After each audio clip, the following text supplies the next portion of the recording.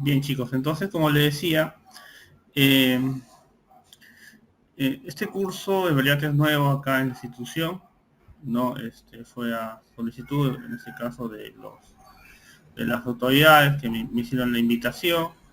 Eh, este tema de estructuras de acero, si bien ya poco a poco se está volviendo más popular en nuestro país, ¿no? Bueno, casi todos, pues, hemos visto una construcción de concreto o de albañilería, ¿no?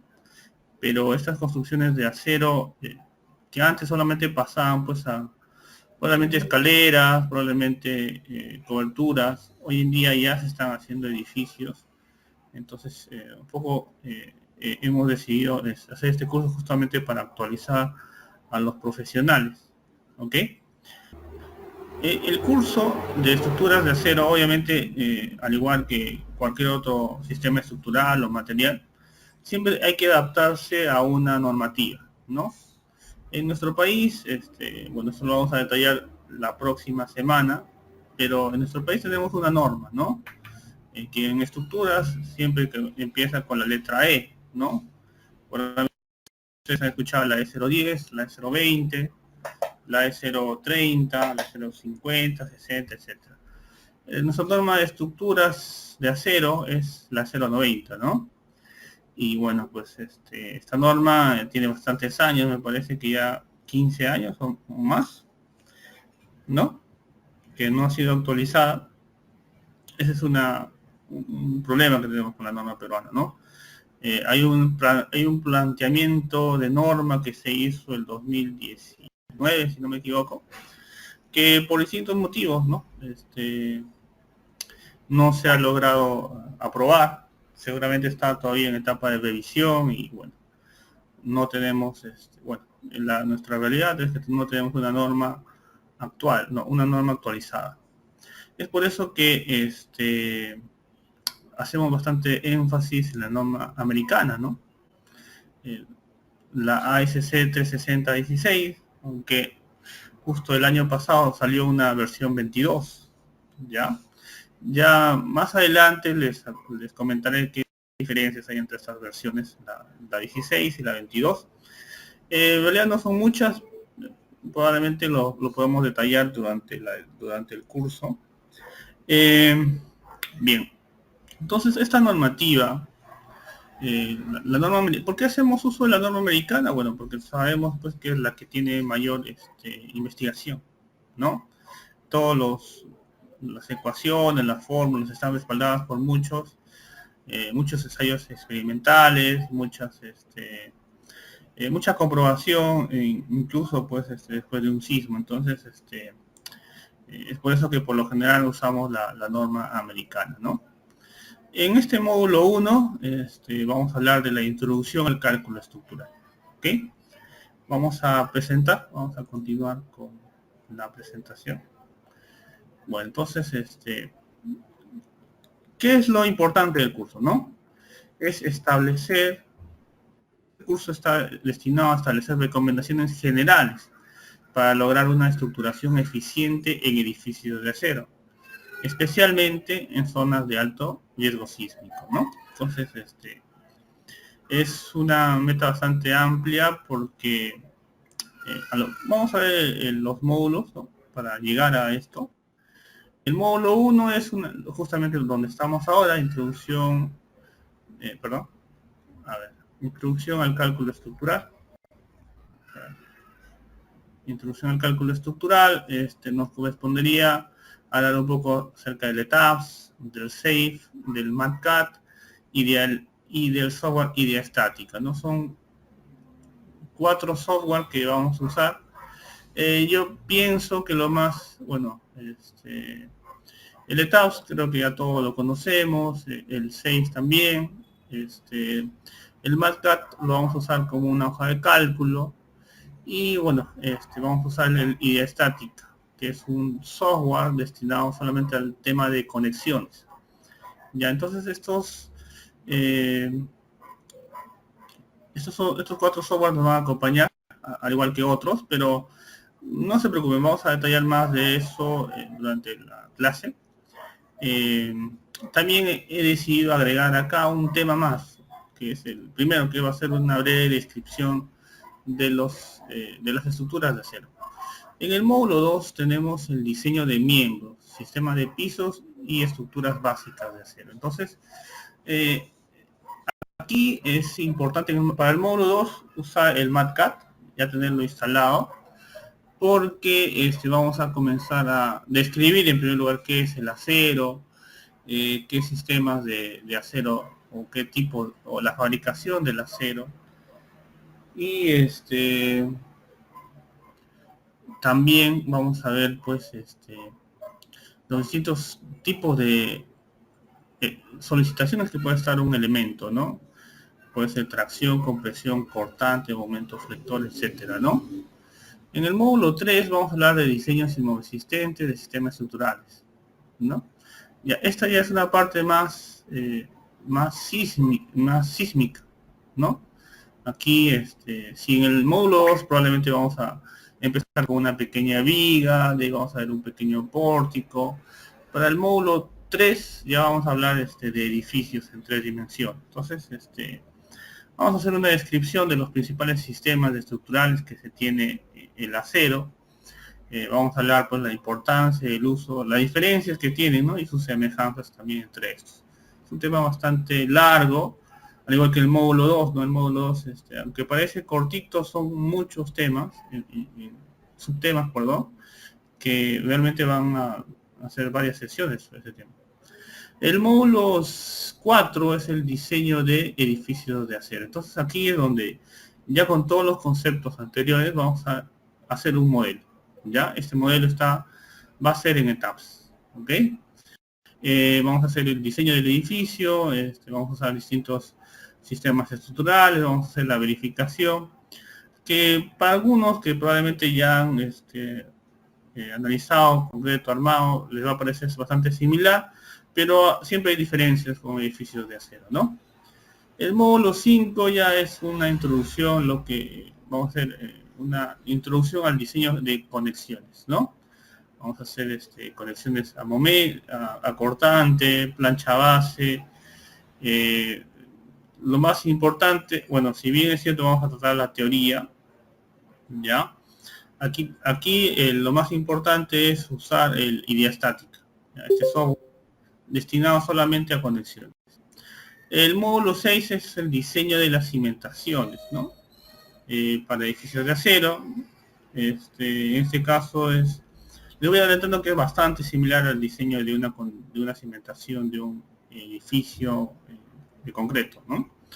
El módulo 7 es el detallado, ¿no? Buena parte del diseño de acero es hacer los planos, ¿no? En este caso le vamos a dar algunas descripciones, ¿no? Cómo se suelen presentar los planos de estructuras de acero, cuál es la nomenclatura o qué tipo de leyendas se suelen utilizar, sobre todo para el tema de conexiones, ¿no? Pueden ser conexiones por pernos, conexiones soldadas, etcétera. Entonces, esas son nuestras metas del curso, ¿ya? Entonces la vamos a desarrollar vamos a ir de menos a más, ¿no? Lo primero que vamos a hacer son conceptos. Esa parte de los software me parece un poco más conveniente tratarlas antes de cada módulo, ¿no? Por ejemplo, si sabemos que para el módulo 2 vamos a usar el MATCAD, entonces sería bueno hacer una descripción sobre el MATCAD aquí antes, y lo mismo para el módulo 4, que vamos a usar prácticamente el ETAPS, ¿no? Aquí sería el módulo, y para el módulo 5 sería el idea estática. Entonces, de esa manera, vamos a ordenarnos mejor, me parece. Y como le decía, ¿no? El objetivo es de ir de menos a más, ¿no? Hasta desde los primeros conceptos de acero o edificios de acero hasta hacer un detallado de elementos de acero, ¿no? Ya listos para unos planos que estén listos para llevárselos a obra, ¿no? Entonces vamos a empezar por eso, chicos. Bien, chicos, el tema de los software, ¿no? Siempre me piden, pues, qué versión usamos y cuáles son los instaladores, ¿no? Bueno, acá está el MATCAD, La versión que utilizamos o que suelo usar es la versión 8, ¿ok? Por ahí algunos tienen la versión 9, que no tendría problemas para abrir, ¿no? Ustedes saben que, como en todo, ¿no? Los software más recientes te permiten abrir los más anteriores, pero viceversa no es posible, ¿no? El ETAPS, vamos a usar la versión 19 y el SAP, la versión 24. Ya también vamos a usar un poco de Excel y bueno, aquí faltó el 6, ¿no? El 6 tiene, la versión que tengo instalada es la 16.0, ¿no? Si ustedes tienen si ustedes tienen versiones más recientes, no va a tener problemas para poder abrir. Hasta aquí, bueno, me gustaría hacer una breve encuesta. A ver, ya, ahora me gustaría que levanten la mano quienes ya han trabajado con el MatCat, por favor. Bien, tenemos 5, bueno, 6, casi la mitad. Bueno, eso está muy bien porque, bueno, el MatCat se hizo popular justamente durante la pandemia, ¿no? Y muchos de nosotros que, bueno, de alguna manera nos dediquemos al diseño, hemos migrado a esta hoja de cálculo. Pueden bajar la mano, chicos. Ya, entonces,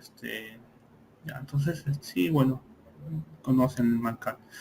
¿Cuántos de ustedes han trabajado con el ETAPS, chicos? ¿Cuántos de ustedes han trabajado ya con el ETAPS? Levanten la mano, por favor. Ok, 10. Casi todos, ¿no? Casi todos. Ya, perfecto. Y pueden bajar la mano, por favor.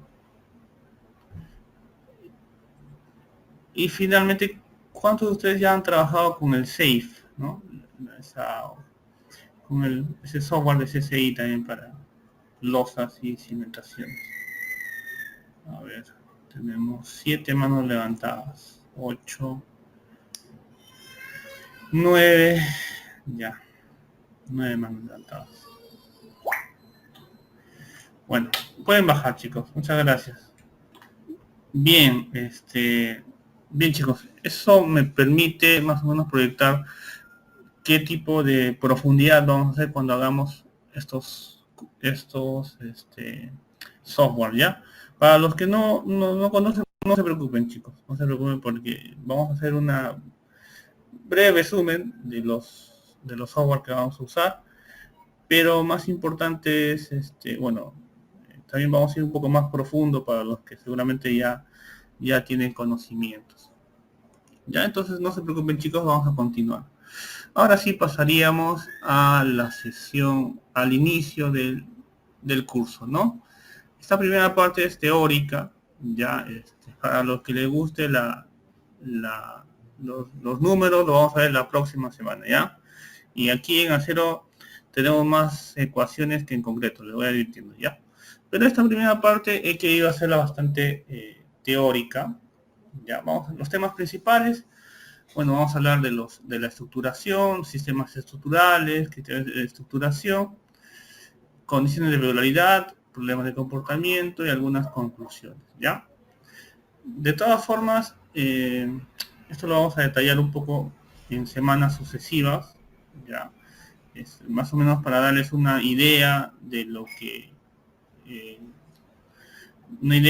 vamos a tratar a lo largo del curso. Ya tenemos descripciones de vías, columnas, etcétera, ¿ya? Bien, empecemos entonces. Bueno, vayamos a la estructuración. ¿Cuáles son los objetivos de una estructuración? Bueno, la estructuración tiene dos objetivos principales. La primera es lograr un nivel de confiabilidad estructural contra la falla de la estructura, adecuado para proteger la vida de los ocupantes del edificio en el caso de sismos severos, ¿no? Y lograr un comportamiento estructural que no interfiera con las condiciones de servicio de edificios para sismos frecuentes y condiciones normales de operación. Bien, ¿esto qué significa? ¿No? ¿Qué significa esto? Probablemente lo hemos visto en normas internacionales o en las normas peruanas, ¿no? Hay siempre una parte de los principios o la filosofía de diseño, ¿no? Que a veces, pues, como ingenieros como no nos gusta, pues, o bueno, la mayoría, ¿no? No nos gusta, pues, andar con pensamientos, bueno, que pueden ser, por así decirlo, filosóficos. No entramos en mayor detalle. Pero es importante porque nos indica qué es lo que se espera de nosotros, ¿no? Eh, Como comentaba, pues, en una exposición justamente de estructuras de acero, ¿no? Bueno, ya había dicho, pues, un especialista hace algunos años, el objetivo de un edificio no es que sea seguro, ¿no?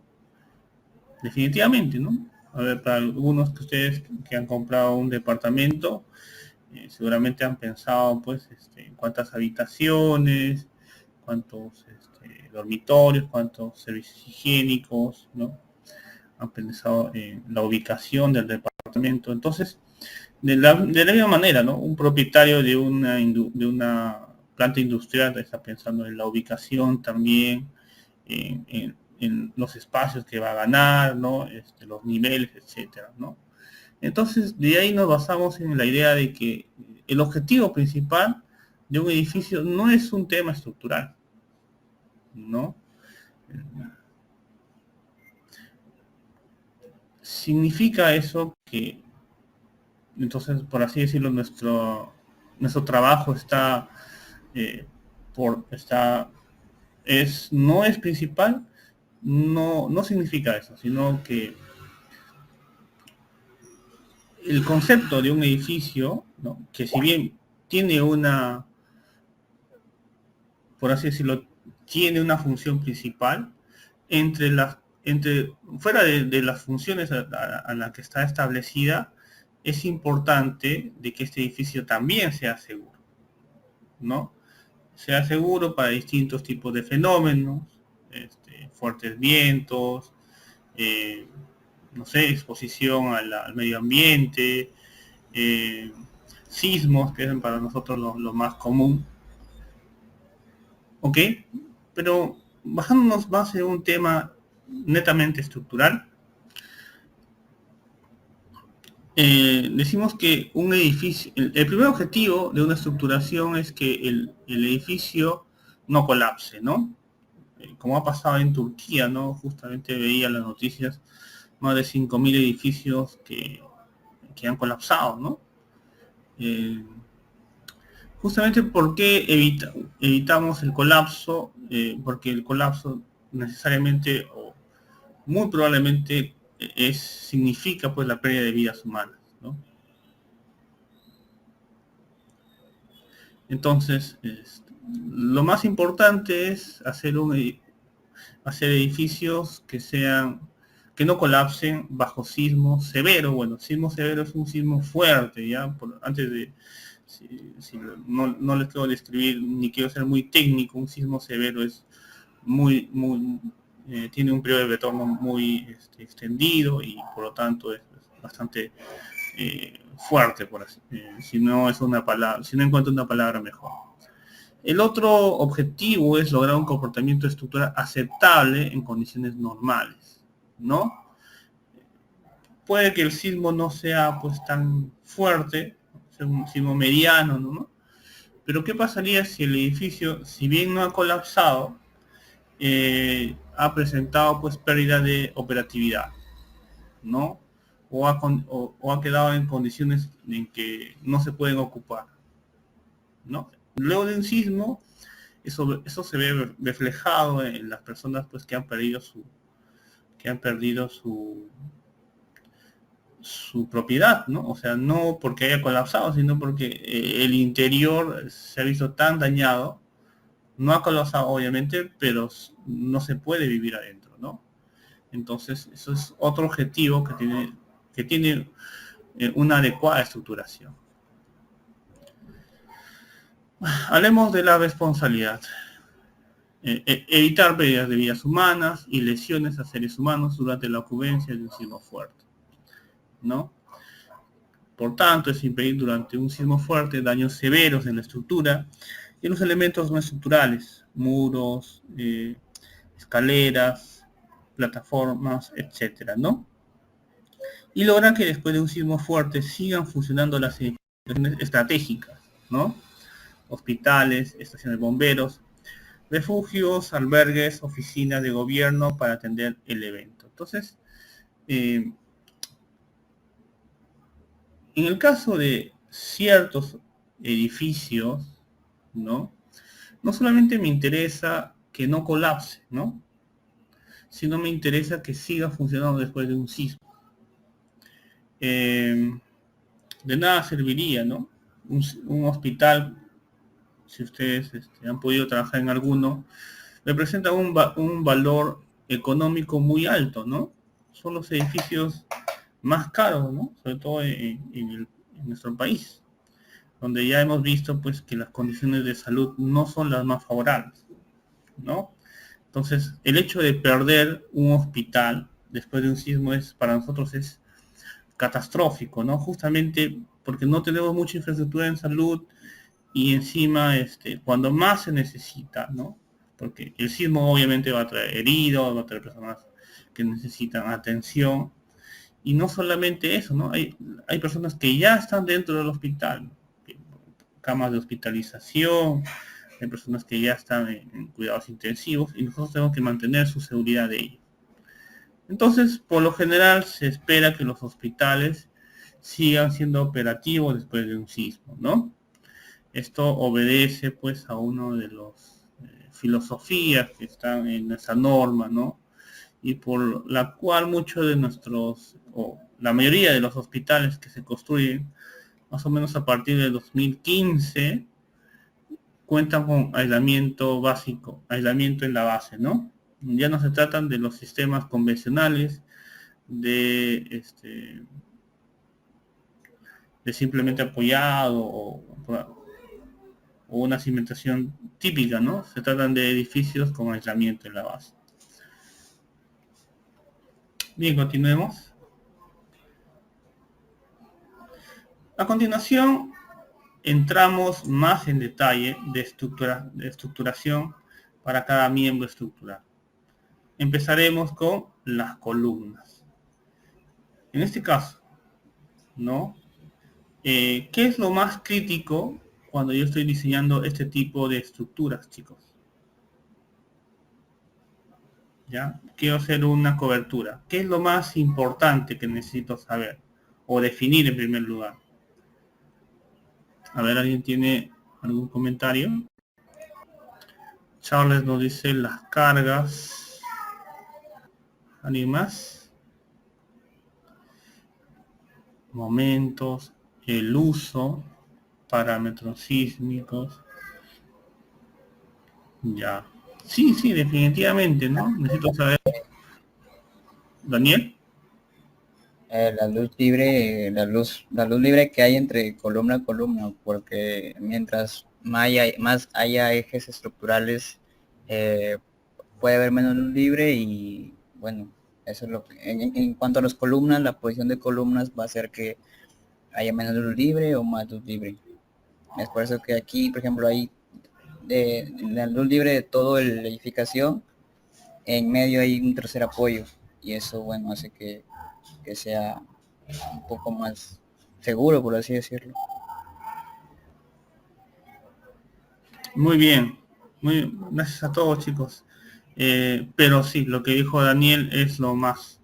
Bueno, siempre que veamos una cobertura, nos pidan analizar una cobertura, lo primero que tenemos que ver es la luz libre o la separación entre las columnas, ¿no? Sabemos que una separación convencional para un edificio típico puede ser hasta 7 metros, 8 metros en concreto. En acero ya puede variar de 9 a 12 metros, ¿no? En el banco de acero resulta la solución más óptima. ¿Por qué? Porque dentro de lo posible se debe tratar de tomar ventaja del bajo peso del acero en comparación del concreto, ¿no? Como dice el texto inferior, la estructura de acero suele ser competitiva cuando se usa para salvar grandes claros, ¿no? Entonces, este tema de la separación entre columnas es un aspecto importante, no solamente en coberturas, sino también en edificios, como vamos a ver más adelante. Bien, entonces, ¿qué podríamos recomendar en el caso de las columnas? Es recomendable utilizar perfiles comerciales que estén disponibles en el medio, ¿no? A muchos de nosotros nos ha pasado pues que el estructural tomó pues su catálogo del ETABS y nos lanzó pues un perfil que realmente no existe, ¿no? En el mercado, y luego durante la ejecución de obras se vienen las consultas, que bueno, eso no se fabrica, o si se fabrica hay que importarlo, o si hay que hacerlo en el país, pues se toma su tiempo, etcétera, ¿no? Entonces siempre es importante ir a los proveedores, ellos ya tienen su catálogo de perfiles, ¿no? Ya nos permiten utilizar eso, ¿no? Como ya, por lo menos para tener pues que hay en stock, ¿no? Ese perfil que vayamos a utilizar. En columnas se suele usar los perfiles W, ¿no? Estos perfiles de alma, de ala y alma, vamos a tratar de dibujarlo, ¿no? Este sería un perfil W, ¿no? Estas son las alas y estas son las alas y este es el alma, ¿no? ¿Por qué se utilizan los perfiles W?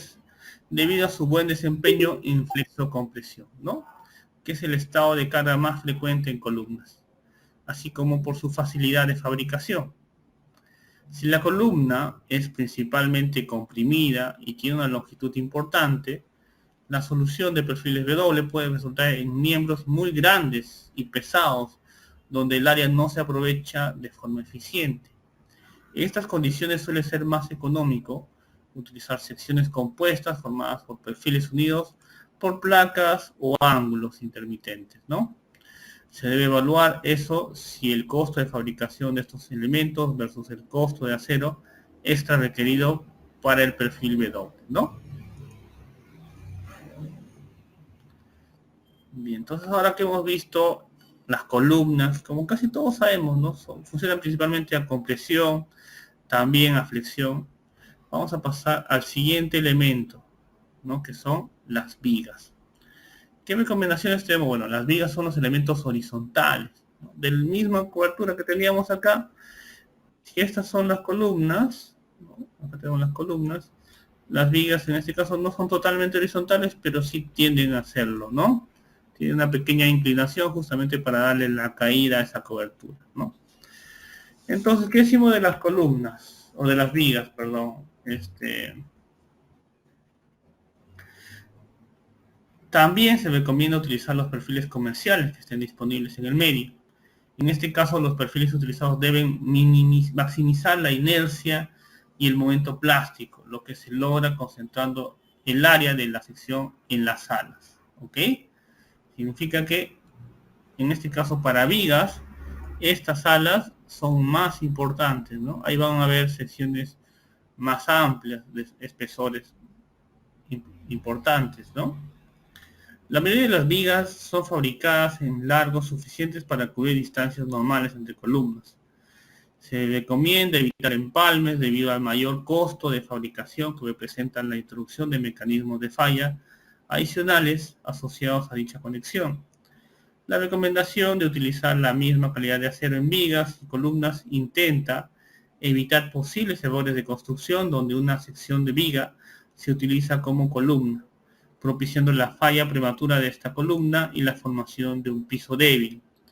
Los marcos rígidos o pórticos es común que la viga quede dimensionada por requisitos de deformación más que por resistencia. Si en diseño considera solo resistencia, es posible que la viga resultante sea muy esbelta, con los consiguientes problemas de deflexión excesiva y vibraciones, ¿no? Bien, entonces ya que hemos hablado de columnas y ya que hemos hablado de vigas, vamos a hablar de cómo se comporta un pórtico, ¿no? Las normas sísmicas modernas privilegian una estructuración que asegure un mecanismo de falla viga débil, columna fuerte, ¿no? Es decir, que la interacción de vigas y columnas se produzcan las articulaciones plásticas en los extremos de las vigas y no en las columnas. Este es un mecanismo global de falla que tiene una capacidad mucho mayor que el mecanismo local de falla de piso débil, que resulta de aplicar un criterio de viga fuerte y columna débil. Bueno, ¿qué es lo que nos quiere decir esto? Bueno, nos quiere decir pues que en el caso de estos pórticos, ¿no? Es más importante que nuestra columna sea más fuerte que la viga, ¿no? Sabemos que, bueno, la viga se diseña por resistencia y para verificar deformaciones, ¿no? Cuando hacemos un análisis de vigas. Pero independientemente de la sección que hayas calculado para una viga, es importante que tu columna sea más fuerte, ¿no? ¿Por qué? Porque cuando se presente un mecanismo de falla, ¿no? Es decir, vaya a incursionar pues en el rango inelástico debido a la solicitación probablemente sísmica, ¿no? Lo que comienza a fallar es en primer lugar las vigas. Las vigas presentan rótulas plásticas. Bien, ¿y qué pasa? O sea, las vigas comienzan a presentar deformaciones, esfuerzos, y que de alguna manera disipa la energía sísmica que está ingresando. ¿Cuál es el objetivo? Liberar a las columnas de estos esfuerzos, ¿no? Si el daño se va a presentar, que sea en las vigas antes que las columnas, ¿no? Ese es, probablemente podemos decir como un diseño de capacidad, ¿no? Diseño de capacidad, yo sé cuál es el eslabón débil y a través de eso comienzo a crear mis criterios de estructuración, ¿no? En este caso, la viga es el elemento que a mí me permite una mejor seguridad en mi edificio. Pasemos a lo siguiente. Bueno, en términos de detallamiento de vigas, se recomienda privilegiar el diseño basado en flexión y reforzar los lugares donde hay acciones concentradas, ¿no? Como los puntos de apoyo y de aplicación de carga usando atizadores de almas. Entonces, acá vemos una viga pues que es acartelada, ¿no? Es decir, que cambia su sección en su longitud, ¿no? Tenemos aquí una sección que es la misma aquí, ¿no? ¿Y qué pasó? Aquí al medio se hizo mayor. ¿Por qué? A ver, ¿alguien me puede responder? Porque se incrementó la flexión en esa parte. Correcto, ¿no? Acá tenemos una columna, no sé si se ve. Tenemos una columna, ajá, y como es un apoyo, bueno, yo sé que en esta conexión, este nudo viga-columna, se suelen concentrar los mayores momentos flectores o cortantes, ¿no? Sobre todo para fuerzas horizontales. Entonces, por eso, bueno, como ya sabemos, una viga principalmente nos interesa su inercia. La inercia es proporcional a su sección. Entonces, justamente por eso, en este punto de apoyo, la sección es mayor, ¿no? Ahora, veamos esta imagen. Ya, también es un punto de apoyo, pero ¿qué es lo que logran observar, chicos? ¿Alguien ha visto estos elementos antes? A ver si se dibuja acá. Tenemos varios, ¿no? 1, 2. Bien, para los que no los conocen, a estos se les suelen llamar atiesadores, ¿no? En este caso, las vigas, acá tenemos un apoyo, bueno, esta es una columna en sección, esta columna es de sección hueca, ¿no? En forma cuadrada probablemente, ¿no? Mientras que la viga es una sección W, ¿no? Es una sección W, ¿ok? Entonces aquí este es un punto de concentración, donde tenemos una columna y una viga, ¿no? Entonces yo, del ejemplo de la figura anterior, yo sé pues que en estos puntos se va a concentrar mayor cantidad de cortante, mayor cantidad de momento, ¿no? Entonces se suelen colocar estos atiesadores, ¿no? En los puntos de mayor cortante, ¿no? Justamente en los nudos.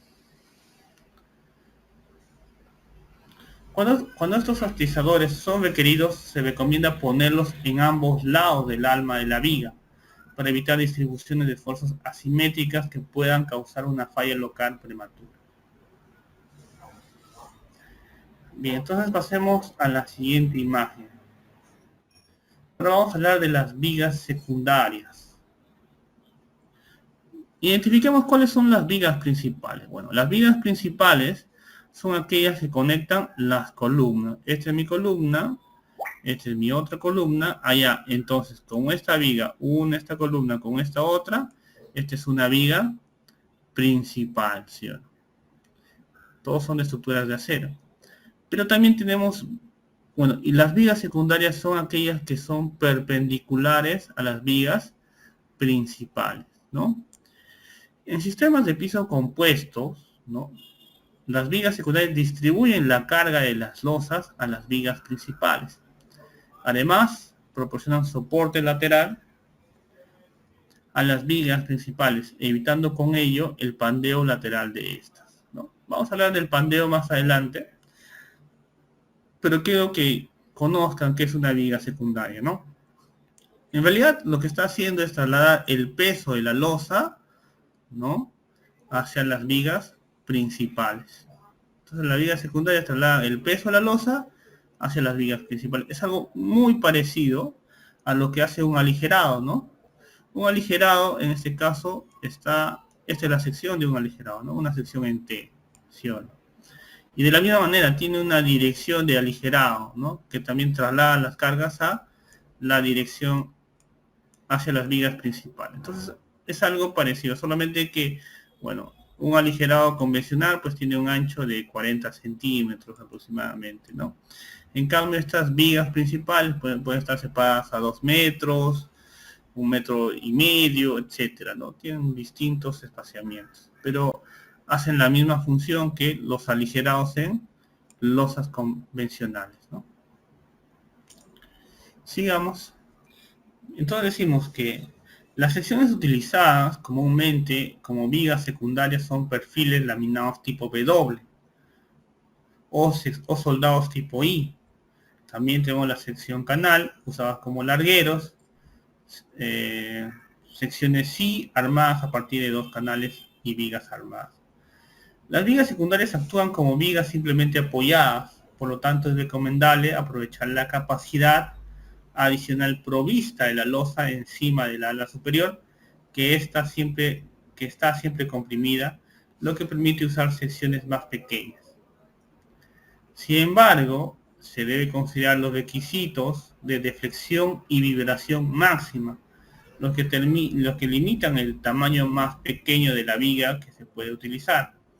Las vigas secundarias son elementos que no tienen ningún grado de redundancia, por lo tanto es importante diseñar cuidadosamente las conexiones entre ellos, entre estos elementos y las vigas primarias, y si es que existen los empalmes entre vigas secundarias. Entonces, bueno, en este caso pues tenemos acá la viga principal, que es esta de acá, y estas son las vigas secundarias, ¿no? Entonces, casi todas las vigas secundarias, chicos, se comportan como vigas simplemente apoyadas, ¿no? Es decir, tengo acá un apoyo fijo y tengo un apoyo móvil, ¿no? ¿Qué tipo de estructura es esta, chicos? ¿Cómo se suele llamar?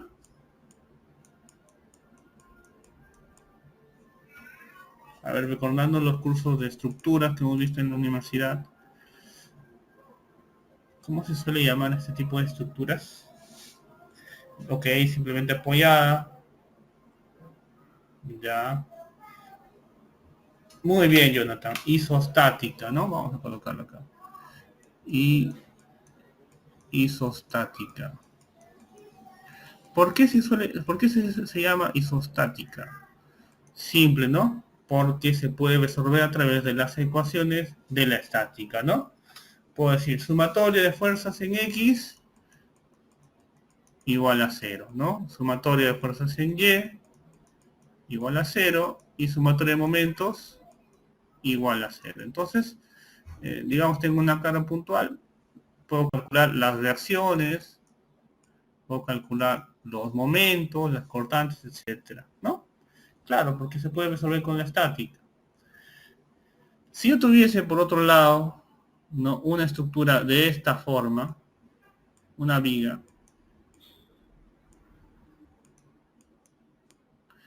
¿cómo se suele llamar este tipo de estructuras, ¿no? El otro caso, ¿no? Se le llama hiperestática, ¿no? Muy bien, hiperestática. Veo que ya muchos recuerdan sus clases de análisis. Yo les pregunto, ¿cuál es más seguro para ustedes? ¿Esta estructura A o esta estructura B? ¿Cuál es más segura para ustedes? La B, correcto. ¿Por qué? Porque tiene más redundancia estructural, ¿no? O hiperestaticidad, les suelen llamar, ¿no? Bueno, ¿qué significa eso? Bueno, significa, digamos, si tengo esta viga, y digamos por algo, ¿no? Por algún motivo, aquí se presenta una rótula, falla esta sección, esta estructura hiperestática todavía se puede mantener en equilibrio, ¿no? Justamente porque tiene hiperestaticidad. En cambio, ¿qué pasaría si aquí esta sección se rotula? Esta estructura se convierte en inestable, ¿no? Entonces, bueno, una estructura inestable significa que aquella que no está en equilibrio, ¿ok? Y ese es el problema de este tipo de las vigas secundarias, ¿ok? Que como básicamente todas son vigas simplemente apoyadas o isostáticas, tenemos que tener mucho cuidado con las conexiones, ¿ok? Tenemos que tener mucho cuidado con las conexiones. Eso sería acerca de esta diapositiva. Pasemos a la siguiente. Bien, en este caso tenemos otro tipo de elementos que se utilizan como vigas secundarias, ¿ya?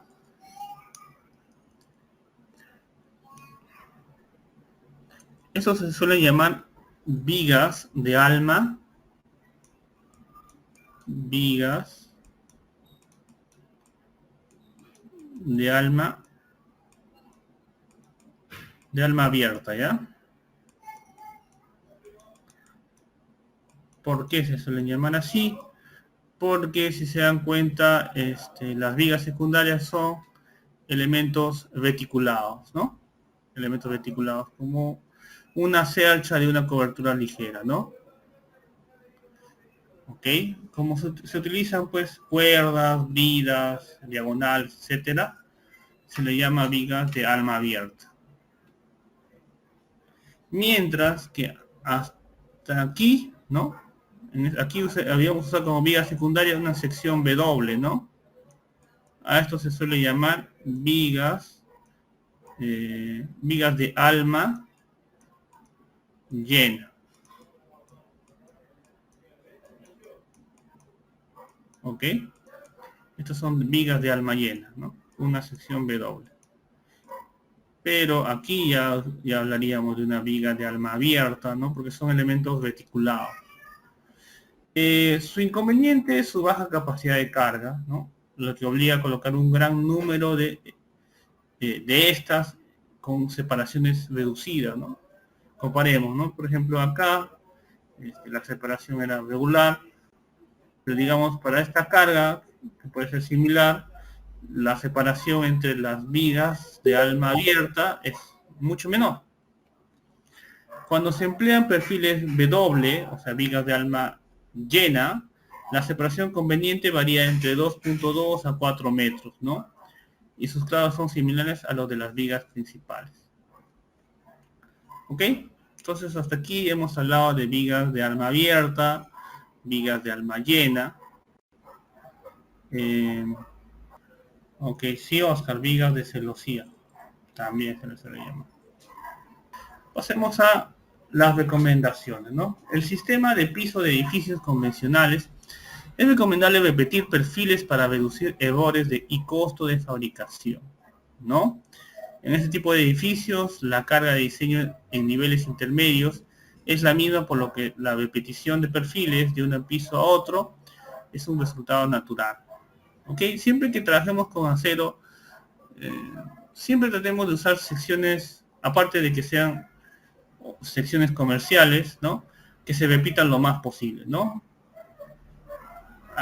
Por ahí conocí a algún colega, pues por tratar de optimizar, ¿no? O sea, usar lo más justo según los cálculos, pues, usaba pues secciones muy distintas que varían pues de una viga a otra viga, ¿no? Acá teníamos una viga, digamos, y acá teníamos otro tipo de viga, ¿no? Bueno, ahí realmente si lo evaluamos pues no hay mucha optimización, ¿no?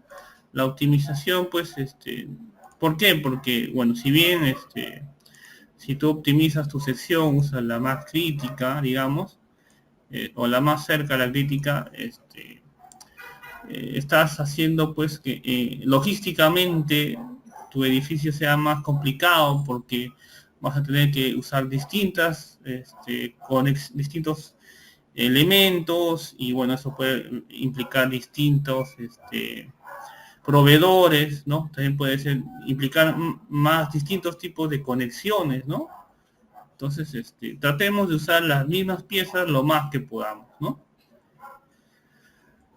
Bien, ya que hemos hablado de las vigas, pasemos a los sistemas de pisos, ¿no? Aquí tenemos distintos, ¿no? Tenemos pues la losa colaborante, como vemos en la imagen, ¿no? Esta losa pues, que se utiliza principalmente en centros comerciales y industrialmente también es bastante popular, ¿no? Porque no tiene, no requiere encofrado, ¿no? Bueno, más adelante vamos a aprender también a diseñar un poco de las losas colaborantes. En este caso vamos a describirlo, ¿no? En la figura muestra los componentes principales de un sistema de piso. Los sistemas de piso que consisten en láminas de acero acanaladas, puede ser calibre 22 o 24, ¿no? Calibre significa el espesor de esta. Puede estar una malla electrosoldada, ¿no? En la parte superior. Y muy importante, los pernos de corte, ¿no? Los pernos de corte. Y bueno, obviamente cuando vaciemos, pues esto está cubierto de concreto, ¿no? Se puede ver también la viga que soporta la losa y los conectores de corte, ¿no? Que se requieren para hacer actuar la viga y la losa, como una sola sección compuesta. ¿Ok? Donde sea posible se recomienda usar diseño compuesto. Conviene colocar conectores de cortante, aunque las vigas no se diseñen como conectores compuestos. Sin embargo, no se deben colocar en regiones de alta demanda de deformación inelástica, como los extremos de las vigas principales, donde pueden ser generadores de fracturas prematuras de los miembros estructurales. Se evita la necesidad de revisar las deflexiones y vibraciones del sistema de piso. Ok, entonces, ¿por qué se colocan estos conectores? A ver, chicos, ¿alguien tiene esa respuesta? ¿Por qué se pueden usar esos conectores, no?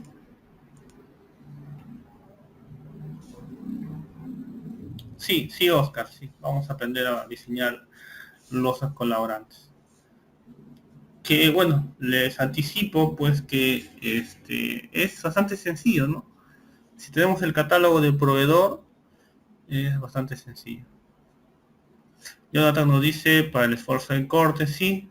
Pienso que para que la losa se sienta adherida al metal con concreto. Principalmente, ¿no? Principalmente, Oscar. Sí, porque, bueno, ¿qué pasa, ¿no? En un sistema de concreto armado, ¿qué es lo que solemos hacer, ¿no? Vaciamos el nivel de las columnas, luego encoframos el techo, dejamos las vigas y la losa con el acero, ¿no? Es un sistema convencional de concreto armado, ¿no? Y cuando vaciamos losas y vigas a la vez, ¿no? ¿Por qué hacemos eso? Porque queremos que se comporte monolíticamente, ¿no? Si no, habría una junta entre las vigas y las losas. Por eso hacemos un vaciado total. Algo similar, bueno, en primer lugar, en estructuras de acero no se puede, justamente porque las vigas son de acero, ¿no? Y si nuestra losa es de concreto, pues no vamos a poder lograr monolitismo, ¿no? Bueno, entonces se colocan estos conectores, ¿ok? Justamente, bueno, en parte para soportar la fuerza cortante en esas losas, pero también para darle un monolitismo al diafragma, ¿ok? Para hacer que se comporte como un diafragma, esa es la palabra. Bien.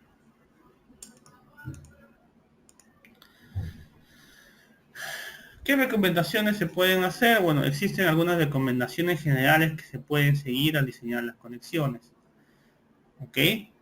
Se recomienda, la recomendación principal es el caso de las conexiones, es evitar a toda costa la falla de la conexión. En el caso de conexiones rígidas y simples, se debe proveer suficiente capacidad para que la falla se produzca en el miembro estructural y no en la conexión. En el caso de las conexiones semirígidas, se debe proveer suficiente capacidad de deformación a la conexión para prevenir la falla. Incluso si la conexión está diseñada para tener mayor capacidad que la requerida, es importante identificar todos los posibles modos de falla y propiciar aquellos modos que tienen más ductilidad. De este modo, si se produce una sobredemanda, la conexión no fallará. En lo posible se recomienda utilizar detalles de conexión sencillos, desde el punto de vista de la construcción y del camino que sigan los esfuerzos a través de esta. Así se minimizan los problemas asociados a la materialización de una conexión muy complicada en terreno, y se recomienda aumentar el empleo de soldadura en taller y reducirla en obra. Las conexiones empernadas presentan mejores ventajas cuando se emplean en obra. Bueno, esto lo vamos a detallar en la etapa de conexiones, chicos. Pero, bueno, conexión, ustedes saben pues que es la unión de elementos. Teníamos una imagen acá, ¿no? Esta es una conexión, ¿no? Conexión columna con viga. Están unidas por este empalme, ¿no? Acá también tenemos una conexión, etcétera. Bueno, por lo general, las estructuras, si fallan, suelen fallar en las conexiones, ¿ya? Lo cual es algo que siempre se tiene que tratar de evitar. Siempre tenemos que hacer las conexiones más fuertes que el mismo elemento, ¿no? Por eso cuando veamos cómo se analiza una conexión, se amplifican las cargas, ¿ya? Justamente porque no se quiere que sea una falla de conexión. Las fallas de conexiones suelen ser, por lo general, fallas frágiles, ¿ya? No suelen ser fallas dúctiles. La falla dúctil se presenta en este tipo de elementos, ¿no? Esta es una falla dúctil, ¿no? Cuando decimos que la falla se va a producir en las vigas, ¿ok? Entonces la viga se va a deformar, la viga se va a plastificar. Esa es una falla dúctil, ¿no? Porque se tiene bastante desplazamiento. Mientras que si fallase la conexión, digamos acá, ¿no? Esta sería una falla muy repentina, ¿no? Y prácticamente no avisaría a los ocupantes de desocupar el edificio. Luego decíamos pues que cuando veamos conexiones vamos a ver pues que hay dos tipos de conexiones, las que son empernadas, como en este caso, y las que son soldadas. Aquí podemos ver ambos casos, ¿no? Esta parte que vemos acá, no sé si se distingue, esta es la soldadura, chicos, ¿no? Como he colocado pues elementos sobre el alma de esta viga, he tenido que hacer soldadura.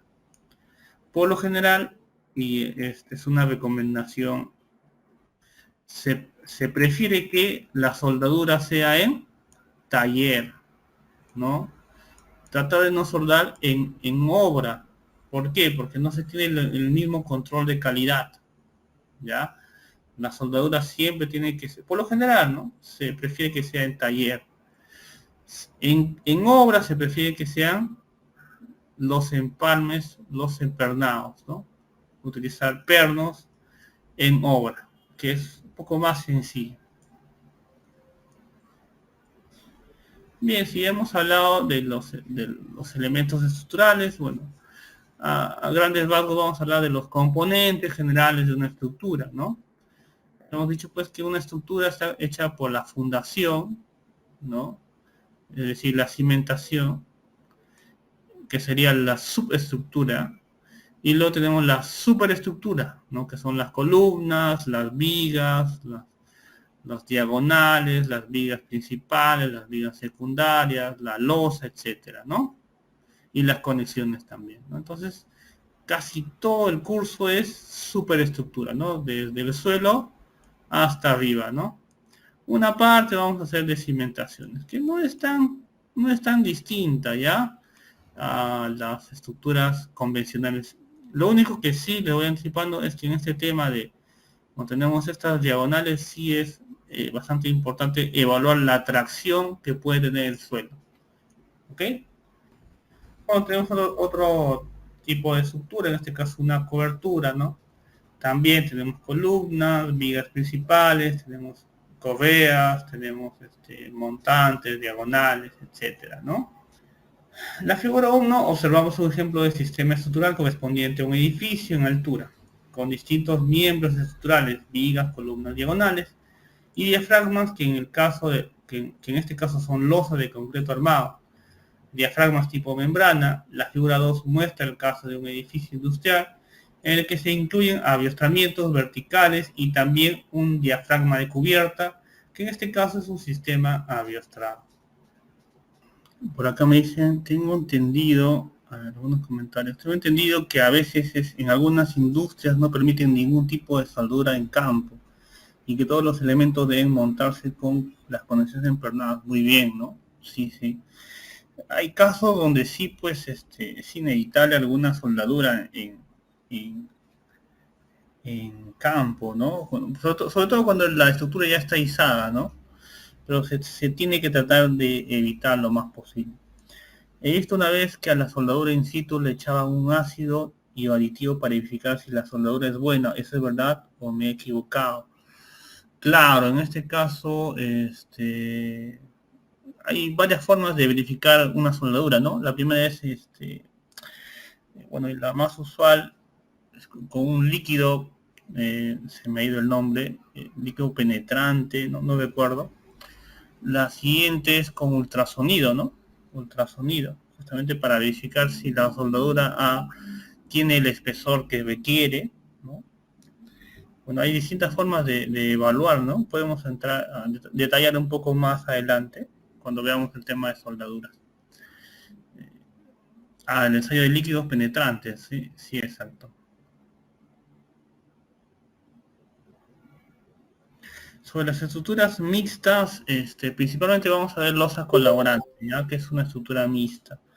En realidad, si tú quieres usar columnas de concreto y vigas, columna de concreto y vigas metálicas,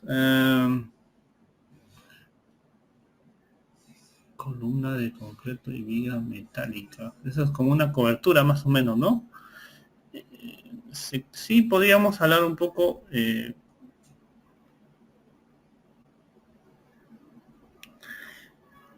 Ok, entonces vamos a continuar.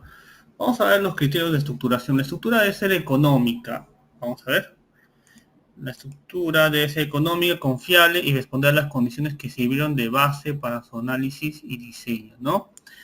El sistema estructural elegido debe ser congruente con el tipo de suelo y la zona sísmica, ¿no? Por lo general, siempre antes de empezar a diseñar, hacer un estudio de mecánica de suelos, ¿no? Incluso a veces eso no es suficiente, ¿no? En estructuras mucho más amplias es más importante hacer un estudio de microzonificación, ¿no? Es bastante importante el estudio de suelo, en realidad sería pues todo un campo totalmente nuevo, ¿no? A ver. Bueno, también decimos que la estructura debe ser capaz de adaptarse a cambios arquitectónicos o funcionales, los que son inevitables durante el desarrollo del proyecto.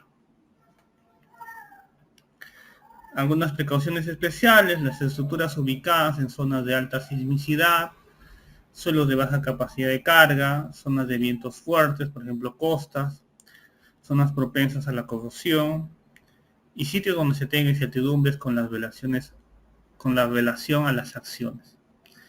Los criterios de estructuración no aparecen en los códigos de construcción. En estos documentos únicamente se establecen recomendaciones generales para garantizar que una estructura tenga una seguridad estructural razonable dentro de ciertos límites. Los criterios de estructuración para edificios de acero son similares que para estructuras construidas con otros materiales. Estos criterios dependen del criterio del proyectista y el diseño definitivo puede variar. Se debe tener mucho cuidado en esta etapa, ya que errores inducidos en la estructuración de la estructura difícilmente pueden ser corregidos después en las etapas de análisis y diseño. Se tiene que tomar en cuenta consideraciones de resistencia y deformación, ¿no? La estructura de acero puede ser demasiado flexible, aún estando bien diseñada. Las vibraciones y deflexiones son un poco mayores que las permisibles, no afectan su capacidad de carga. Sin embargo, pueden impedir que la edificación cumpla con el desempeño esperado. Tenemos en la pantalla tenemos dos casos, ¿no? El caso del puente Millennium Bridge, ¿no? De Londres, que bueno, en este caso no falló por un colapso, sino por un tema de servicio, ¿no? Cuando la gente caminaba, porque esto es un puente peatonal, sentía un mareo, pues con una determinada cantidad de personas ya comenzaban a marearse. Y esto se debe pues a que se prefirió elementos tan esbeltos, ¿no? O sea, tan delgados, que si bien resistía, ¿no? Porque el material era bueno, no tenía, se deformaba demasiado, ¿no? Vamos a ver el caso del puente Tacoma Narrows. Ya, creo que tengo un video por acá. Entonces, vamos a hablar del puente Tacoma, ¿ya? ¿Qué es lo que pasó? Eh, miren cómo se deformó el puente, ¿no?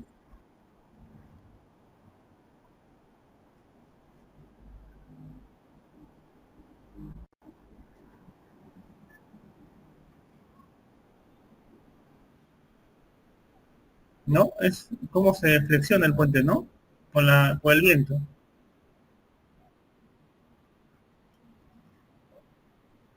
Obviamente eso produce mareo, ¿no? Incluso desaparecía el coche delante.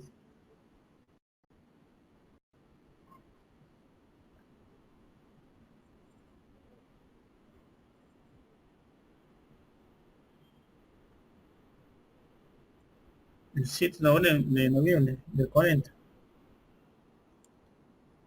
Miren, con vientos de 64 kilómetros por hora, cómo se deflexiona, ¿no?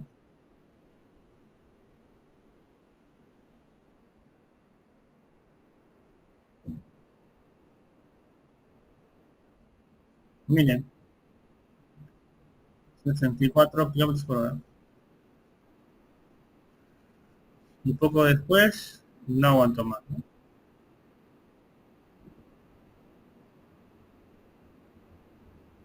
Desapareció el puente.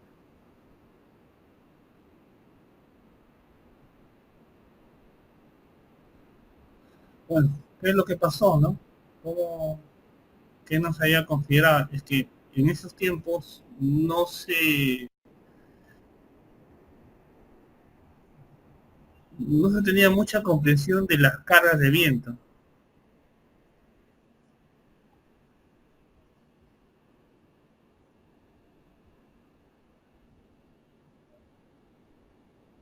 ¿Qué haya pasado, no? Se juntaron los ingenieros, especialistas, profesores.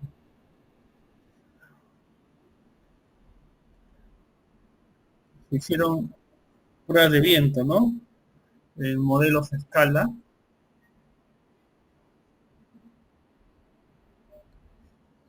Y bueno, pues se pudo comprobar, ¿no? En los túneles de viento,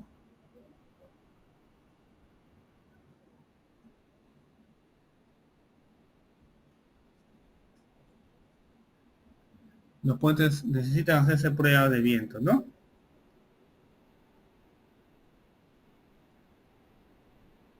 ¿no? Miren, es igualito lo que se hizo en el laboratorio con lo que esté en la práctica, ¿no? Bien, y con todas las deformaciones del puente.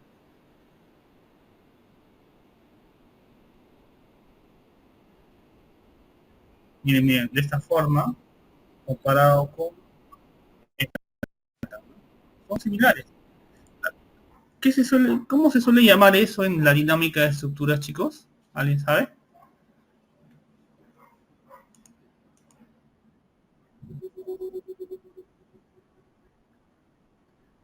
Ya, resonancia, tiene que ver con el periodo. Pero, ¿cómo se llama, no? Bueno, ¿qué habíamos aprendido pues de la dinámica de estructuras, ¿no? Cuando tenemos en sistemas de varios grados de libertad, ¿no? Bueno, una estructura puede tener distintos periodos, ¿sí o no? Distintos periodos. Cada periodo está asociado a un modo de vibración. Entonces lo que estamos viendo acá en el túnel de viento, entonces tenemos distintos modos de vibración, ¿no? Cada modo de vibración está asociado a un periodo, ¿no? Tengo un modo de esta forma, más longitudinal me parece.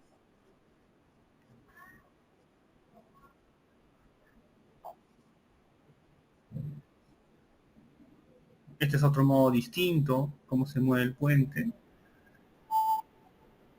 Este es otro modo de vibración. El mismo puente puede tener distintos modos de vibración. Distintos. Cada modo está asociado a un periodo, ¿no? Y ya, lo demás ustedes ya lo han comentado. ¿Qué pasa? ¿Qué es la resonancia? Cuando el periodo de la estructura coincide con el periodo de la carga, ¿no? Las deformaciones, los esfuerzos, todo se amplifica. Eso fue lo que finalmente produjo el colapso del puente, ¿no? La coincidencia de del periodo de la carga oscilatoria, en este caso del viento, con el periodo de la estructura, o ese del modo asociado, ¿no? Entonces, es algo que a partir de ese tiempo ya comenzó a estudiarse mucho más, ¿no? El puente Tacomanagos, hay bastante investigación, hasta hoy en día se sigue analizando este colapso. Bien, las condiciones de regularidad lo vamos a ver más detalladamente cuando veamos estructuras sísmicas, ¿ya? Un aspecto común a estructuras de cualquier material y que debe constituir el principio fundamental del proyecto estructural es que se refiere a la forma general de las edificaciones. Principalmente cuando se tratan de edificios de mediana y altos, ¿no? Las experiencias derivadas de los últimos sismos alrededor del mundo han recalcado el buen comportamiento de los edificios simétricos y regulares, en geometría, dícese elevación o planta, o en distribución de masas o en rigideces y resistencia.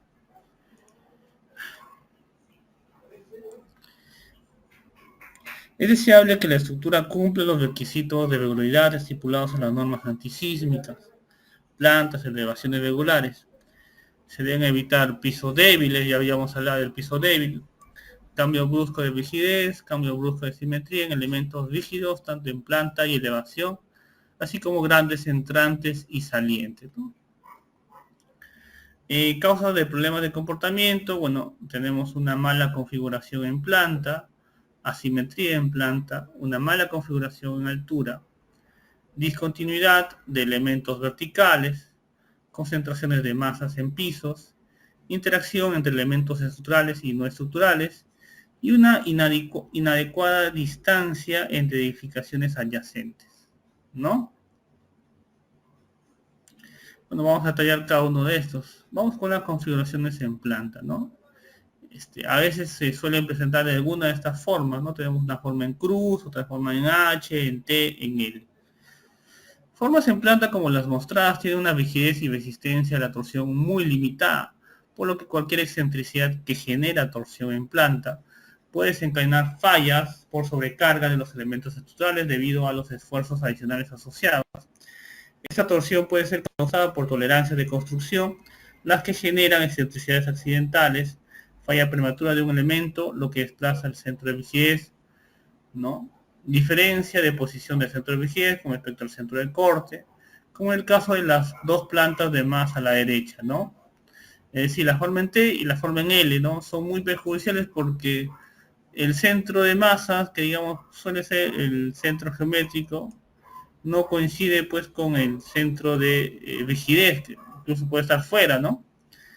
Adicionalmente se pueden generar concentraciones de esfuerzos en los puntos de interacción de los elementos que conforman la planta. Entonces, estos edificios de estas formas, por ejemplo, tenemos acá, ¿no? Un edificio en forma de H, ¿no? ¿Dónde se van a concentrar los daños? Obviamente en estos cambios abruptos de rigidez, ¿no? En esta parte de acá y en esta parte de acá, ¿no? En estos pisos se va a concentrar el mayor daño. ¿Y qué solución se tiene para esta planta irregular? ¿Alguna recomendación? Pues realizar juntas sísmicas, ¿no? Si ya sé que en esas esquinas voy a tener pues la concentración de esfuerzos, pues los separo, ¿no? Puede ser en este caso de esta forma. Bueno, acá tengo dos bloques distintos, ¿no? De distinta altura. Bueno, entonces para no tener problemas en planta o en elevación, pues los separo con una junta sísmica. Esa forma en H, ¿no? Lo separo en ¿cuánto? 1, 2, 3, 1, 2, 3, 4 y 5 bloques, ¿no? 5 bloques.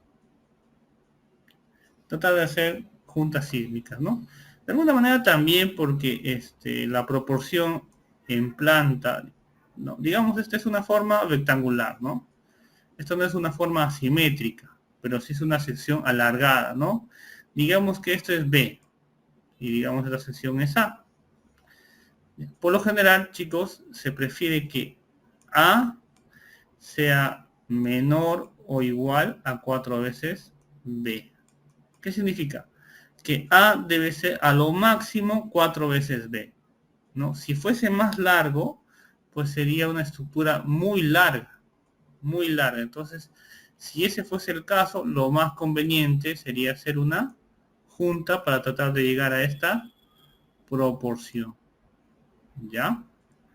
Por eso que aquí la parte 5 estoy colocando juntas, ¿no? Bien podría trabajar con todo esto, pero mejor, para mantener esta proporcionalidad, mejor le hago una junta sísmica.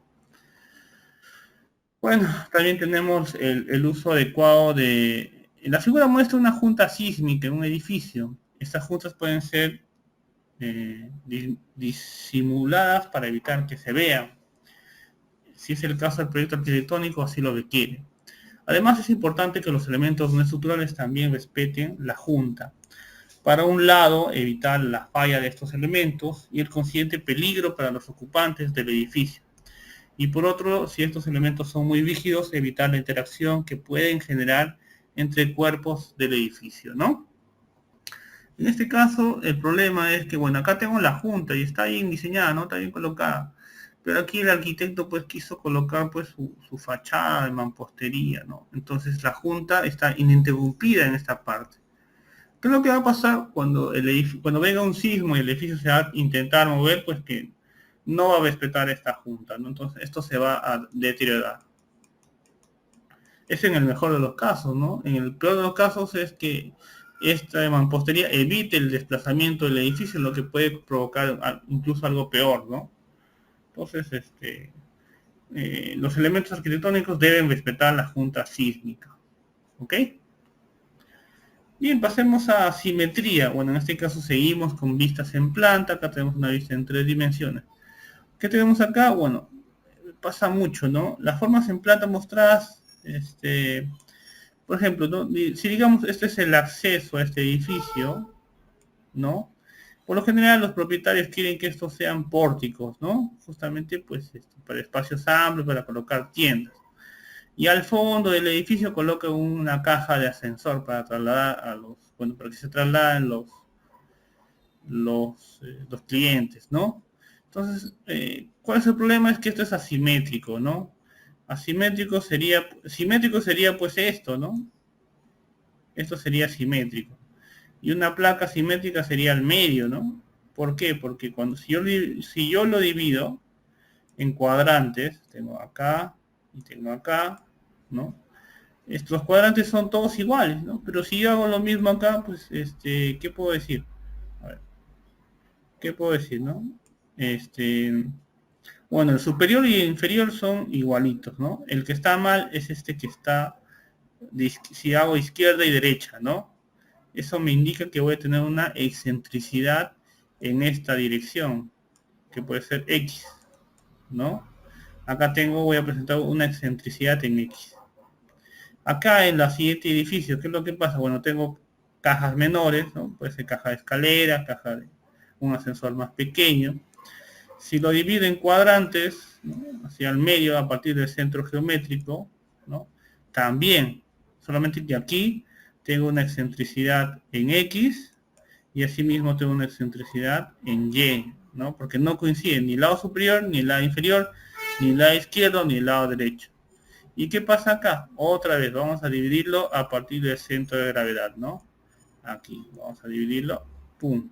Ya, entonces, es lo mismo izquierda con derecha, no lo es lo mismo superior que inferior, no lo es. Entonces tengo excentricidad en X, así como excentricidad en Y. Este es un caso típico, chicos, de los edificios aquí, sobre todo en Perú, ¿no? Tengo una propiedad que está en una esquina. ¿Qué es lo que dice el cliente? Bueno, el propietario, perdón, dice, pues aquí coloco pórticos, ¿no? A mí me gustan estos pórticos para colocar vitrinas, para colocar ascensores, etcétera. Y en los otros espacios, pues donde termina mi propiedad, coloco los muros colindantes, ¿no? Los muros de ladrillo. Bueno, entonces, ¿qué va a pasar? Pues, como le decía, ¿no? Si hago esta partición, el centro de gravedad está aquí al medio, ¿no? El centro de gravedad coincide casi siempre con el centro geométrico, pero el centro de rigidez va a estar por acá. Entonces voy a tener una excentricidad en X y una excentricidad en Y, ¿no? Esto me produce torsión.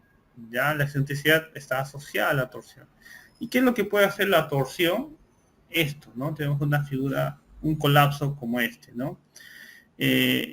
Otra causa de torsión en planta es la excentricidad entre el centro de gravedad y la planta y el centro de rigidez, originado por una disposición asimétrica de los elementos resistentes en planta, como se muestra en la figura, ¿no? Acá tenemos, de este lado tenemos un muro, ya que de alguna manera es bastante fuerte, pero del lado posterior, ¿no? Al final del edificio tengo una tremendos murazos, ¿no? Todo esto son tremendos muros de concreto, de ladrillo, no lo sé. Entonces, ¿qué es lo que ha pasado? Que el centro de rigidez, ¿no? Está más apegado a este lado que al lado del final, ¿no? Entonces, cuando intenta el edificio girar, ¿no? Porque el centro de rigidez es eso, el punto a partir del cual el edificio intenta girar, ¿no? Ese es el centro de rigidez. Entonces, en este caso, como está más apegado acá, ¿no? Al lado, por esta gran cantidad de muros, el que va a estar más solicitado va a ser este muro acá, ¿no? Más solicitado, en comparación de este. Entonces el edificio, como voy a intentar girar por acá, aquí se van a concentrar los daños, ¿ok? Bueno, pasemos a elevación. Otra fuente de problemas de comportamiento lo constituye la irregularidad en altura. La figura muestra casos de irregularidad en altura ocasionados por cambios en la geometría de la edificación. Estas irregularidades pueden llevar a concentración de esfuerzos en pisos específicos, los que pueden fallar ocasionando el colapso parcial o total de la edificación, ¿no? Aquí el problema es en elevación. Elevación son pisos, ¿no? Tenemos aquí un piso, dos pisos. Miren, el tercer piso es distinto. Y el cuarto también lo es. Acá tenemos 1, 2, 3 iguales y el cuarto se abre, es más grande. Aquí es el caso contrario. El primer piso es más amplio y de ahí el segundo y el tercero hasta el cuarto son iguales. Entonces tengo un cambio de elevación. ¿Qué es lo que va a pasar? Pues cuando haya un sismo, el daño se va a concentrar en estos cambios de rigidez, ¿no? Acá se va a concentrar los daños. ¿Qué sería lo mejor? Pues si de todas maneras voy a hacer esto, tengo que cambiar el tamaño de los pisos, que sea escalonado, ¿no? Que no sea abrupto como en estas dos imágenes de la derecha. Esta sería una buena forma. Aquí tenemos las concentraciones de masas, ¿no? En algunos pisos, así como la geometría puede variar, también puede producirse concentraciones de masas en algunos pisos, como el efecto del uso de esos pisos. Por ejemplo, la utilización de pisos para el almacenamiento en un edificio o la ubicación de grandes masas de agua en los pisos superiores, tales como estanques o piscinas, ¿no? Acá tenemos un tanque elevado que por lo general casi siempre está lleno. ¿Y qué pasó? Pues vino un sismo y bueno, como está toda la masa concentrada, pues no soportó, ¿no? No soportó las columnitas, las plaquitas que habían colocado y hubo una concentración de masa que de alguna manera afectó sobre todo a estos niveles, ¿no? Y finalmente colapsó. Bueno, eso se tiene que evitar en elevación. En elevación también habíamos dicho los cambios de resistencia y rigidez. Por ejemplo, el edificio 1, ¿qué tenemos? Un edificio pues con columnas en el primer piso y luego aparece un muro, ¿no? Esto es muy típico acá en Lima, lo veo bastante, ¿no? Acá colocan sus estacionamientos y bueno, los muros los hacen a partir de ahí, ¿no? Pero ¿qué es lo que va a pasar? Pues que acá tengo una rigidez 1. Imaginemos, ¿cuántos pisos son? 5, ¿no? Tengo la rigidez 1, la rigidez 2, la rigidez 3, 4 y 5, ¿no? Por lo general, se espera que la rigidez del segundo piso sea menor que la rigidez del primer piso, ¿no? O sea, a medida, pisos superiores tienen menor rigidez, por lo general, ¿no? Pisos superiores tienen menor rigidez. Pero ¿qué es lo que ha pasado acá? Pues la rigidez del primer piso es poca. ¿Por qué es poca? Porque aquí solamente tengo pórticos. En cambio, en el segundo piso tengo muros. Entonces la rigidez del segundo piso va a ser mayor que la del primer piso. Entonces no estoy cumpliendo o no hay una continuidad de los elementos estructurales, ¿no? Indirectamente estoy ocasionando un piso débil, ¿no? Que en este caso es el primer piso. En la figura 2 es similar, ¿no? Solamente que en este caso, acá aumento la altura. Un poquito, si hablamos de rigidez, ¿cómo se calcula? Bueno, veamos, a ver, la sumatoria de, bueno, 12 veces EI sobre H al cubo, ¿no? Algo así se calculaba en estructuras, ¿no? La rigidez de un piso. 12 veces EI, ¿no? Y es la inercia, ¿no? La inercia, en este caso, de las columnas o del muro, es por eso que es importante. Pero también es importante la altura, chicos. ¿Ya? La altura es importante, encima lo voy a elevar al cubo. Si yo tengo el doble de altura, por ejemplo, en el primer piso tengo la rigidez 1, digamos, ¿no? Si yo aumento en el segundo piso esta altura, esto va a ser 1 sobre 2, ¿no? 2h al cubo sería 1 sobre 8. O sea, aumentar la altura de un nivel te reduce en 8 veces la rigidez, ¿no? Divide en 8 la rigidez. Ya, en este caso, eso es lo que ha pasado acá, ¿no? Se aumentó en este nivel, se aumentó la altura, y obviamente pues la rigidez está disminuida, ¿no? Porque hemos dicho pues que la rigidez tiene que ser del primer piso mayor al último piso la menor, ¿no? Entonces ahí estoy un poco preocupado. En el edificio 3 es un caso que lamentablemente vemos mucho por acá en el Perú, ¿no? Columnas que nacen en vigas, ¿no? Si la rigidez es la sumatoria de esta ecuación, ¿no? Que es bastante básica. Entonces aquí, ¿cuántas columnas debo tener para el primer piso? Para el primer piso tengo 1, 2, 3, 6 columnas, ¿no? Para el segundo piso, ¿cuántas tengo? 1, 2, 3, 4, 5, por 3, 15. A ver, 15 columnas. Entonces, ¿podré cumplir esto? Si ya en el número de columnas ya estoy más alto, probablemente no, ¿no? Entonces, indirectamente estoy trasladando al primer piso un piso débil, ¿no? También llamado piso blando. Veamos una falla por piso blando. Entonces acá tenemos primer piso, columnitas, segundos pisos hasta pisos superiores, puros muros. Entonces, primer piso va a fallar por piso blando. ¿Y qué pasó? ¿No? Vino el sismo, puso a prueba el edificio y efectivamente, ¿no? El edificio falló por estos elementos verticales, que no solamente soportan las fuerzas sísmicas, sino también las fuerzas de gravedad, ¿no? Entonces son más exigidas, ¿no? A ver, por acá tengo un comentario. A ver, Carlos me pregunta, bueno, los tanques no se consideran dentro de la estructura. Depende, ¿no? Depende del tamaño del tanque. Depende del tamaño del tanque. Del almacenamiento.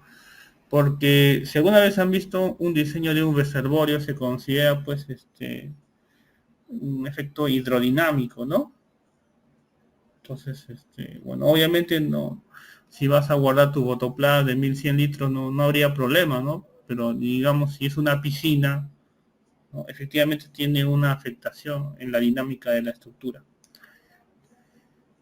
Claro, la viabilidad vertical, por geometría vertical, no se aplica a azoteas y sótanos, ¿no? No se aplica. Dice, si no me acuerdo, si en azoteas se construye y está hecha un 25% como para una lavandería, también aplicaría, a ver, esa parte no la entendí, Carlos.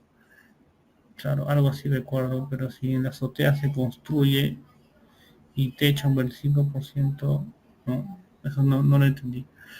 Un máximo porcentaje de techado.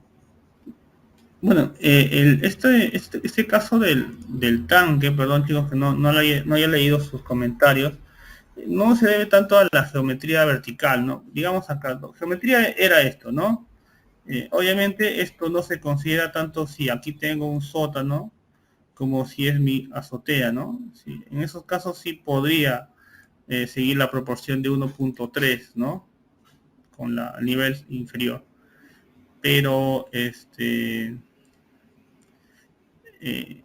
estos tanques lo que han fallado es por la masa que tenían, ¿no? Entonces, los efectos dinámicos de esos, del agua, en realidad, mira, yo veo el edificio y veo que se ha dañado, ¿eh? Sí se ha dañado, pero principalmente bueno, lo que se ha colapsado ha sido, pues, las columnas y elementos verticales que soportaban estos tanques. Entonces no se consideró esa concentración de masas. A ver, por acá no sé si... ¿Ok? Bien, chicos, no había leído sus comentarios. Ahora sí. Bueno, ya que tenemos esta idea clara de los pisos débiles, ¿no? Una vez más, ¿no?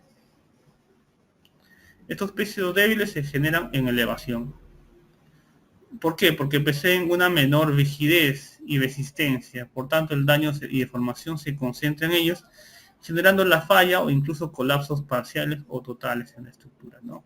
Entonces aquí, ¿por qué generar el piso débil? Porque no he continuado el muro, ¿no? En este segundo edificio, ¿por qué se genera el piso débil en este segundo nivel? Porque he aumentado la altura y he quitado el muro. Entonces he afectado esta ecuación doblemente, ¿no? En primer lugar, la inercia y luego la altura. Entonces eso me va a bajar abruptamente la rigidez en este nivel, ¿no? Aquí tenemos la figura muestra la falla debido a la formación de un piso débil en el primer piso del edificio, debido a la discontinuidad de muros en este piso, ¿no? En este caso, pues, no se colocaron muros, justamente, probablemente porque querían tiendas espaciosas, y bueno, pues, cuando vino el sismo no perdonó, pues, se formó por donde más le gusta, en los lugares más débiles, o con menor rigidez, perdón. Entonces, el daño se concentró acá. La interacción, ¿no? La interacción entre elementos estructurales y no estructurales puede causar daños de concentración. Uno de los problemas asociados a aspectos constructivos tiene que ver con la interacción entre elementos estructurales y no estructurales. Esta interacción puede originar fallas en ambos tipos de elementos. Bien, en este caso, en la imagen, ¿cuáles son los elementos no estructurales, jóvenes? En la imagen, ¿cuáles son los elementos no estructurales? A ver, los leo. Tabiques, claro, principalmente tabiques, ¿no? También vemos fachada de mampostería, ¿no? La escalera es un elemento no estructural. ¿Ustedes qué dicen? Tabiquería. ¿La escalera es un elemento no estructural o estructural? ¿Qué dicen, chicos? Para responder a Jonathan. Sí es estructural, ¿no? Sí, sí es estructural. Pero a veces no lo dibujamos con la estructura, ¿no? No lo dibujamos, o no hacemos el modelo de la escalera, ¿no? Porque solemos despreciar su aporte de rigidez, ¿no? Bueno, eso depende de la escalera, ¿no? Por lo general, ustedes podrían decir que una escalera te aumenta rigidez, ¿no? Aporta, así por ocioso, dice. Eh, no, en realidad aporta muy poca rigidez, ¿ah? Salvo sean esas escaleras pues autoportantes, ¿no? De gran espesor, por lo general no aporta mucha rigidez. Sí cambiaba. Bueno, lo que pasa es que el software en elementos shell no podrías poner pues hasta donde yo tengo entendido como un release, ¿no? Y sí, de alguna manera te va a aumentar pues te puede aumentar la rigidez, pero si somos más conservadores no lo consideramos, ¿no? Lo diseñamos aparte, ¿no? Claro, ¿no? Sí, definitivamente, ¿no? Por lo general por eso no solemos dibujarlo. No es por el trabajo, como decía un compañero más atrás, ¿no? Sino es porque si somos más conservadores, pues la escalera no te aumenta rigidez, pues, ¿no? Si somos más conservadores.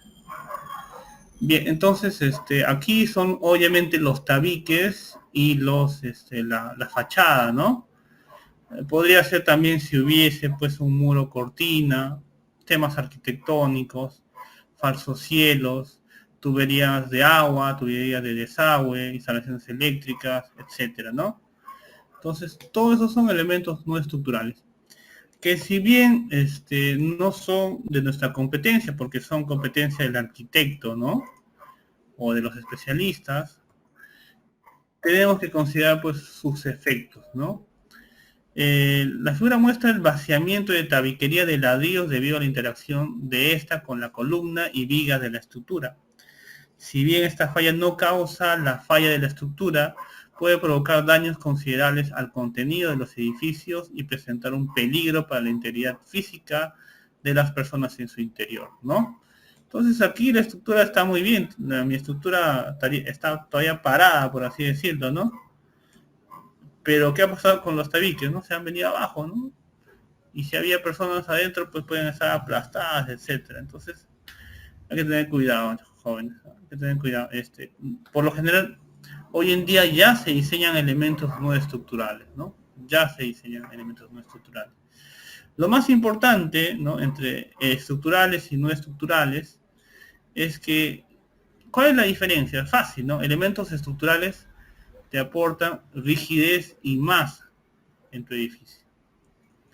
En cambio, los elementos no estructurales solamente te aportan masa. ¿Ya? Ahora, los elementos no estructurales pueden fallar por distintas formas, ¿no? Pueden fallar, como en este caso, perdón, como en este caso, pueden fallar por volteo, ¿no? Aquí había un muro, pues, que se volteó, ¿no? Vino la fuerza que es perpendicular al plano del muro y se la llevó, ¿no? Pueden fallar por volteo, pueden fallar por deriva, pueden fallar por desplazamiento, etcétera. Entonces, hoy en día ya hay una normativa bastante interesante para lo que es el diseño de elementos no estructurales, ¿no? Vamos a ver si hay algún comentario. Ya estamos terminando la clase. Entonces vamos a terminar, nos faltan 4 diapositivas. Bueno, el otro tema es la junta sísmica, ¿no? Otro comportamiento indeseable tiene que ver con el choque entre edificios vecinos. La figura muestra el colapso de los pisos superiores del edificio de la izquierda debido al impacto de con el edificio del lado. Entonces, bueno, chocaron edificios. Obviamente no se diseña un edificio para que choque con otro. y todo el edificio, a partir del choque, colapsó, ¿no? Toda la parte superior, todo se vino abajo. Entonces, ¿qué podríamos hacer o cómo podríamos mejorar esto? Pues, en primer lugar, si la estructura no está construida, dejar una adecuada junta sísmica, ¿no? La norma nos dice que por lo menos es 3 centímetros, pero depende mucho de la altura, de las derivas que va a tener el edificio. Puede variar, ¿no? Puede variar. Entonces, lo más importante es, si el edificio es nuevo, dejar una junta sísmica. Así, bueno, en otros casos, pues, ¿qué pasa? Pues, yo tengo 2 edificios ya construidos, ¿no? Ahora, ¿qué hago? Pues, lo que tengo que hacer para disminuir los desplazamientos es, tengo que aumentar la rigidez, ¿no? ¿Cómo aumento la rigidez? Pues colocando secciones más que aporten rigidez, ¿no?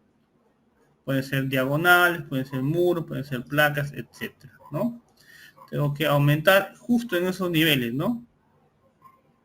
En esos niveles para evitar que en ese nivel donde está, puede colapsar, puede chocar, se desplace lo menos posible. Aquí vemos una adecuada junta sísmica, ¿no? Acá tenemos un edificio del lado izquierdo y un edificio del lado derecho, ¿no? Entonces ahí hay suficiente espacio para que se muevan ambos, ¿no? Y no choquen.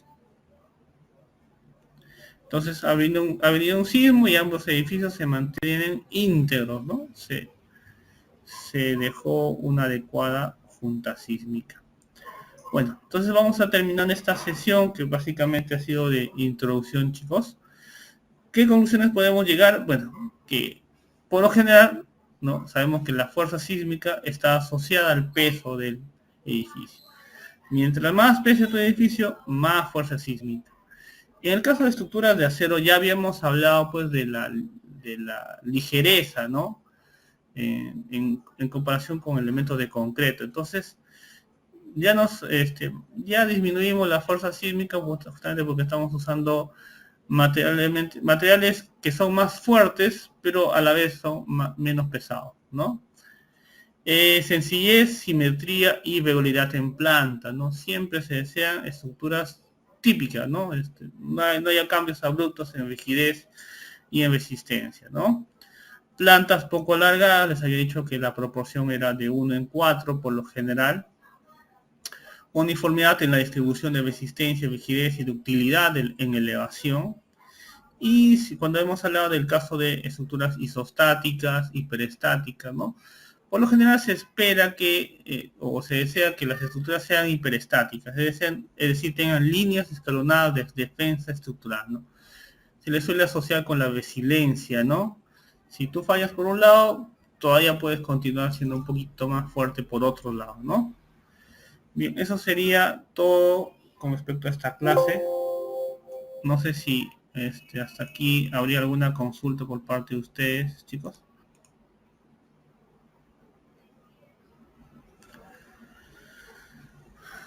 Bueno, entonces si no habría consultas, a ver, por ahora no. Ya el fin de semana, me imagino que todos están cansados. Ya nos estaríamos viendo la próxima semana, chicos, ¿ya? Que tengan un buen fin de semana.